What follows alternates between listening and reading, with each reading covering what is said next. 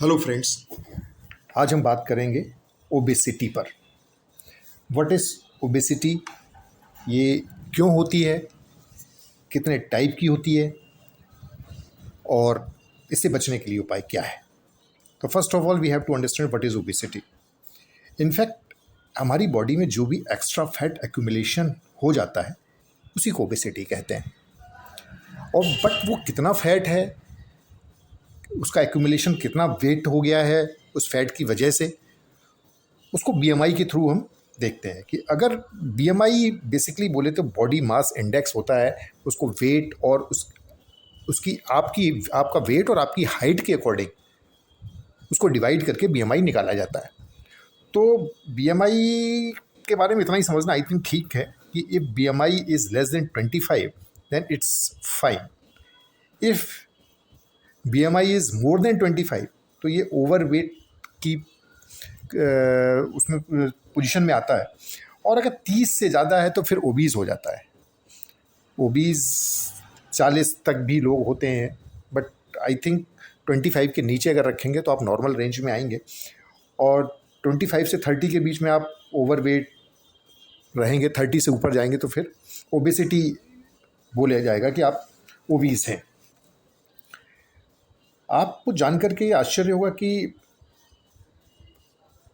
जैसे कहते हैं कि बहुत लोगों को खाना नहीं मिलता तो वो मेल न्यूट्रिशन हुआ।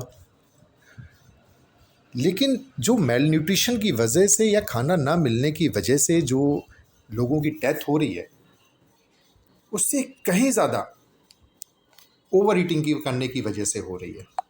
मतलब ओबेसिटी की वजह से जो बीमारी हो रही हैं, ओबेसिटी की वजह से, ओबेसिटी रिलेटेड जो डिजीज़ेज़ हो रही हैं उसकी वजह से डेथ ज़्यादा हो रही है कंपैरेटिवली खाना ना मिलने से या खाना कम खाने की वजह से।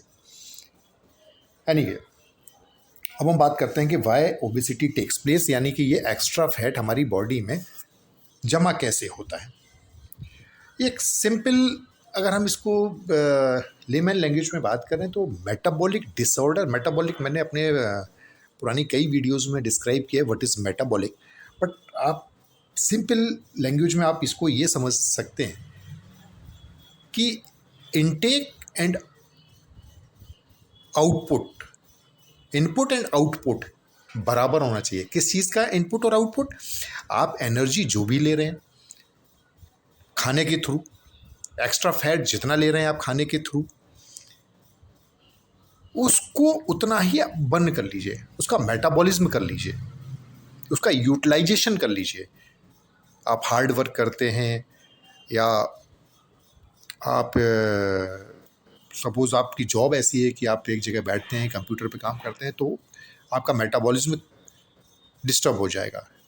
आपका वो जो रेशियो है, और आप बैठे बैठे खाना खाते हैं, सेडेंटरी लाइफ स्टाइल है, तो कोशिश करिए कि आप जिम जाएं या कुछ एक्सरसाइजेज करें, वॉक करें, ब्रिस्क वॉक करें।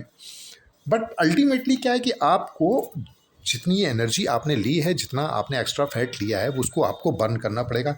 अगर आप वो बर्न नहीं करेंगे तो वो जो एक्स्ट्रा फैट बॉडी में कहीं ना कहीं डिपॉजिट होना शुरू हो जाएगा, जिसकी की वजह से आप ओवरवेट हो जाएंगे, फिर ओबीज हो जाएंगे।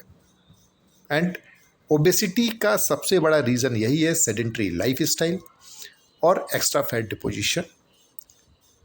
आप डाइट अगर कंट्रोल कर लें तो बहुत ही अच्छा है। फैटी चीज़ें कम खाएं, जंक फूड कम खाएं। खैर अभी हम उस पर बाद में बात करेंगे। अभी हम जो मेन बात कर रहे हैं कि ये इनटेक और यूटिलाइजेशन का अगर ये रेशियो बराबर हो जाए तो ओबेसिटी नहीं होगी। आप ऐसे समझो कि कितनी कैलोरी आप ले रहे हो और कितनी कैलोरी आप बर्न कर रहे हो। अगर आप बराबर ले रहे हो तो चलेगा। आप ऐसे सिंपल सोचो ना कि सपोज आपकी salary 1 lakh rupees per month है और उस 1 लाख में आपके एक्सपेंसेस जो हैं ओनली 50,000 है। 50,000 में काम चल जाता है आपका, या 60,000 है। बच्चों की फीस, आपका ईएमआई, खाना पीना, खर्चा पानी, what ever it is, suppose 60,000 और 40,000 आप सेव कर लेते हो, तो अगले 10 महीने में आप 4 लाख रुपए सेव कर रहे हो। अगर इसको अब हम फैट के उसमें कर लें कि आप फैट कितना ले रहे हो, अगर आप डेली 50 ग्राम फैट आप अपनी बॉडी में एक्स्ट्रा डिपॉजिट कर रहे हो, एक्यूमुलेट कर रहे हो, तो आगे आने वाले समय में वो 50 ग्राम 50 किलो भी हो जाएगा। I think now this message is clear कि अगर हम intake of energy, intake of this protein और उसका यूटिलाइजेशन जितना हम बराबर कर लेंगे तो ओबेसिटी नहीं होगी। अब उसके लिए करना क्या है हमको, हाई कैलोरी प्रोडक्ट्स को कम से कम लें।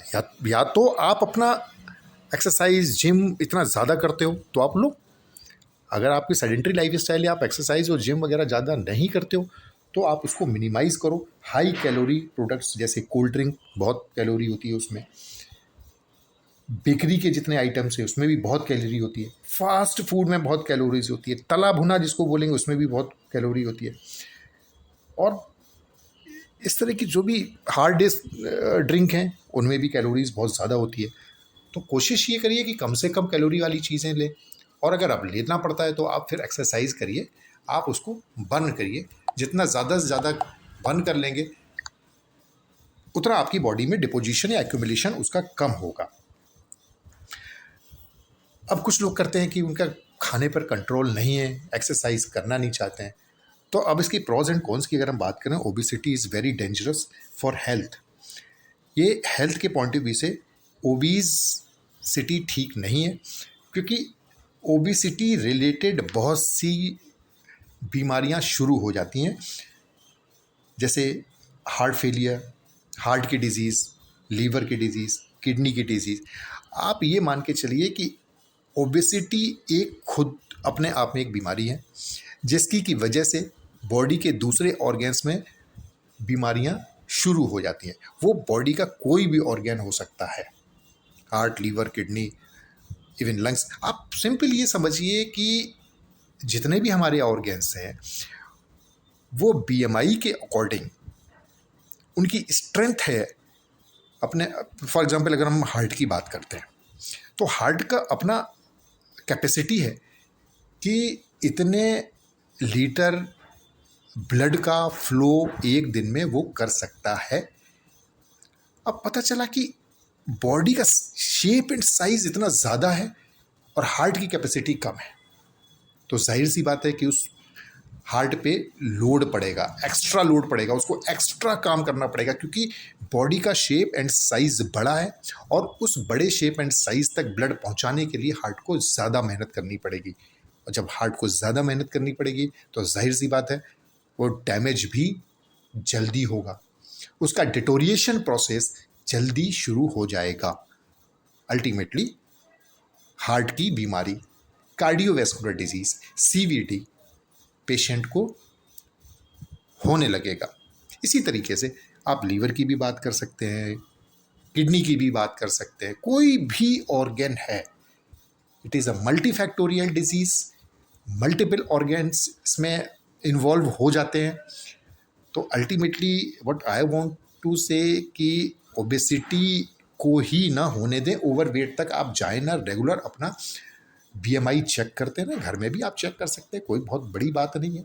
और एक बार आपको पता चल गया कि आपको आपका वेट के वो हाइट के अकॉर्डिंग आपका कितना वेट होना चाहिए, उस वेट को आप कंट्रोल करने की कोशिश करो, अनटिल और अनलेस ये जेनेटिक ना हो ओबेसिटी, और या कभी किसी वजह से आपको सेडेंट्री लाइफ, सपोज कुछ लोगों का एक्सीडेंट हो जाता है जिसकी वजह से वो एक्सरसाइज नहीं कर पाते हैं, या कुछ ऐसा हो जाता है, सेडेंट्री लाइफ उनकी मजबूरी, तो भाई थोड़ा सा डाइट वगैरह कंट्रोल करिए। अल्टीमेटली कोशिश ये करिए कि आपका वेट अंडर कंट्रोल हो, ओबेसिटी की तरफ आप ना चलें। जितना ज़्यादा से ज़्यादा हो सके आप एक्सरसाइज करें, लो कैलोरी की डाइट लेने की कोशिश करें। I hope I have covered maximum points related with obesity. Thank you very much.